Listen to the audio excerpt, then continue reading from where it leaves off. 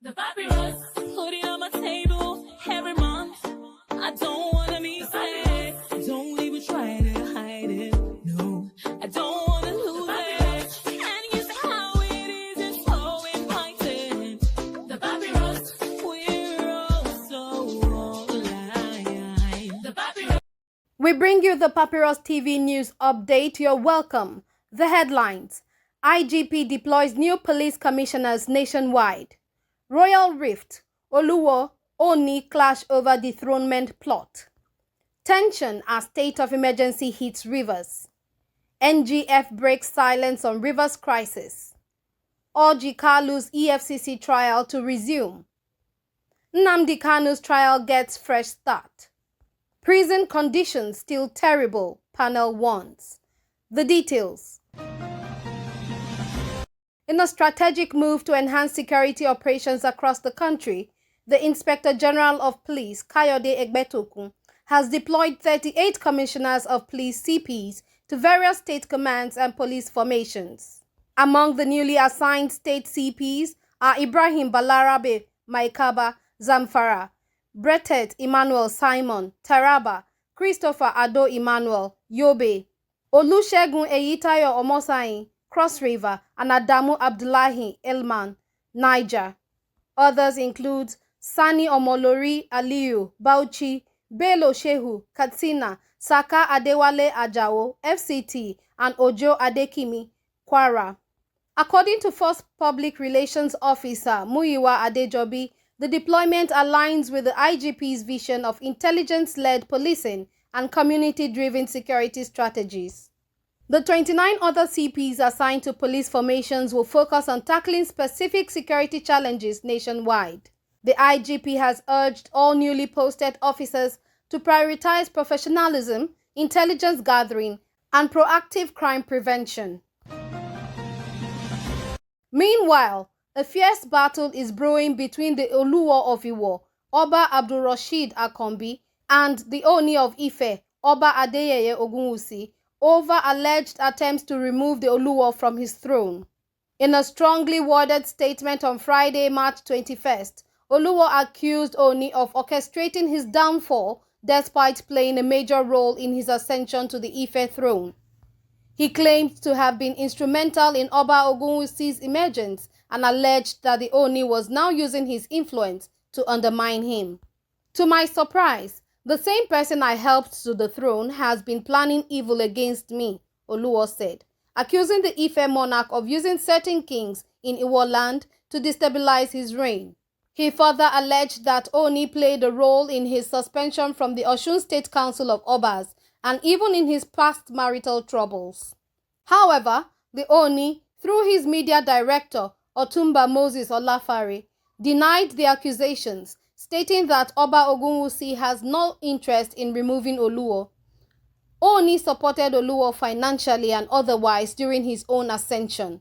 He has no reason to wish him harm, Olafare said. The deepening feud between the two influential monarchs has raised concerns over unity among traditional rulers in Osun State. Continuing, the political crisis in Rivers State has escalated following President Bola Tinubu's declaration of a state of emergency, which led to the suspension of Governor Siminalayi Fubara, his deputy, and the State House of Assembly. The decision, which came hours after attacks on 2 oil facilities, has sparked mixed reactions. While the Arewa think tank, ATT, has commended Tinubu's move, over 300 civil society organizations, including Yaga Africa and Enough is Enough Nigeria, have condemned it as unconstitutional. The People's Democratic Party (PDP) Governors Forum has resolved to challenge the emergency declaration in court, while a faction of Ijaw youths has taken the matter to the ECOWAS court, seeking the reinstatement of elected officials. Meanwhile, the sole administrator of Rivers State, Vice Admiral Ibokete Ibas, retired, has assured local government workers that their withheld allocations have been released. He has also called on traditional rulers to help restore peace in the state. Addressing monarchs in Port Harcourt, Ibas emphasized that his administration would not tolerate lawlessness, misuse of public funds, or partisan interference. He also pledged to introduce community policing to tackle insecurity. In a similar development, the Nigeria Governors Forum (NGF) has explained its silence on the ongoing political crisis in Rivers State, stating that it deliberately avoids taking sides in partisan issues that could divide its members. In a statement on Saturday, 22nd of March, NGF Director General Abdul Lateef Shittu emphasized that the forum is an umbrella for all 36 state governors, drawn from different political parties, and focuses on unified policy positions rather than political controversies. We have received several media inquiries regarding our position on the Rivers State crisis. However, taking sides in such a matter would go against our guiding principles and risk creating divisions within the forum, the statement read. Shittu noted that while the NGF has previously taken firm stances on national issues like taxation, minimum wage, healthcare, and education, it remains committed to governance rather than political disputes. President Bola Tinubu declared a state of emergency in Rivers State on Tuesday, suspending Governor Siminalayi Fubara, his deputy Ngozi Odu, and all elected members of the State House of Assembly.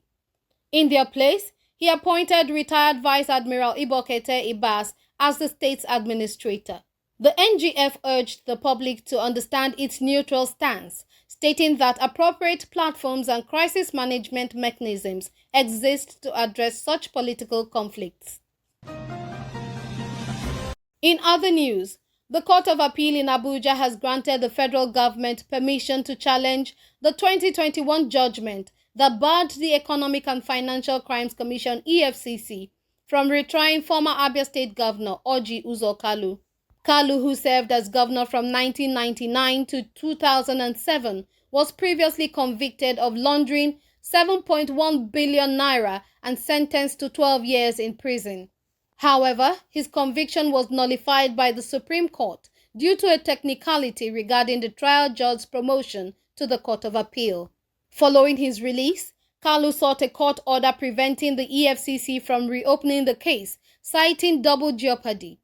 A federal high court ruled in his favor in 2021, and the Court of Appeal later upheld the ruling on technical grounds. The Supreme Court has now overturned that decision, allowing the EFCC to proceed with Kalu's retrial. The federal government has been given 14 days to file its notice of appeal. Furthermore, the Federal High Court in Abuja has ordered an accelerated hearing of the treasonable felony case against Nnamdi Kanu, leader of the Indigenous People of Biafra (IPOB). Kanu, who was rearrested in Kenya and extradited to Nigeria in 2021, pleaded not guilty to the 7-count charge when he appeared before Justice James Omotosho. His legal team, now led by former Attorney General Kanu Agabi, SAN, has issued a public apology to the court and prosecution over Kanu's previous outbursts. Agabi described his client as a defender of Igbo rights who had been overwhelmed by emotions. In his response, FG's lead prosecutor, Chief Adegboyega Awomolo, SAN, accepted the apology, emphasizing that the case was about legal resolution, not persecution. The trial is set to continue on April 29, May 2, and May 6.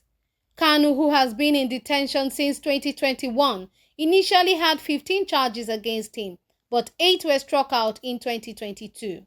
The Supreme Court later ruled in favor of the federal government, allowing the case to proceed on 7 counts. Conclusively, a federal government visitation panel on correctional centers has raised alarm over the deplorable conditions of prisons and inmates across Nigeria, citing lack of legal representation, inadequate healthcare, and poor living conditions.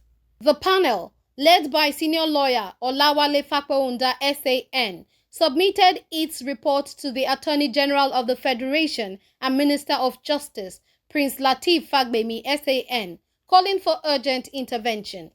The conditions in our correctional centers remain unbearable. Many inmates are languishing without legal representation, while others are detained longer than the maximum sentence for their alleged offenses, Fakpaunda stated. He highlighted that the Legal Aid Council, which is mandated to provide free legal services to inmates, is underfunded and unable to meet the overwhelming demand. Fakweunda urged the Attorney General to convene an emergency meeting of state attorney generals to develop concrete solutions to the crisis. Responding, Fagbemi assured that the government remains committed to justice reform in line with Nigeria's constitutional and international human rights obligations. He reiterated that President Tinubu's administration is determined to address overcrowding and unjust detentions in correctional centers. The papyrus, put it on my table every month. I don't